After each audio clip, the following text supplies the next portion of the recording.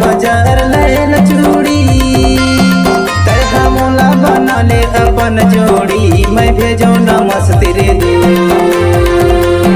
तरह मोला बना ले अपन जोड़ी। मैं भेजो न मस्त रे दू। जाथस बाजार पलट के देखे वो हंस के तोला पहली बार देखो माया रू। मैं भेजो न मस्त रे दू, तोला पहली बार देखो माया रू। मैं भेजो न मस्त रे दू।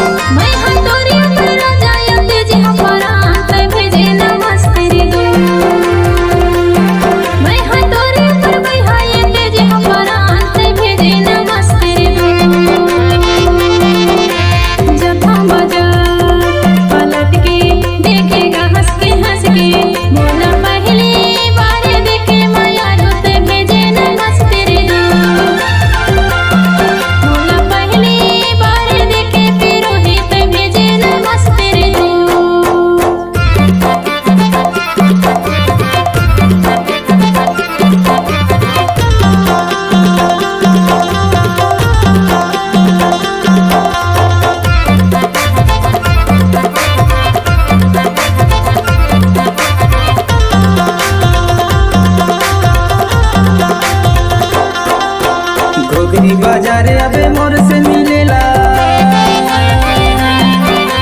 घोघरी बाजार अबे मोर से मिलेला। मोर नैना तरसत है तोला देखेला। मैं भेजो न मस्त रे दू, मोर नैना तरसत है तोला देखेला। मैं भेजो न मस्त रे दू।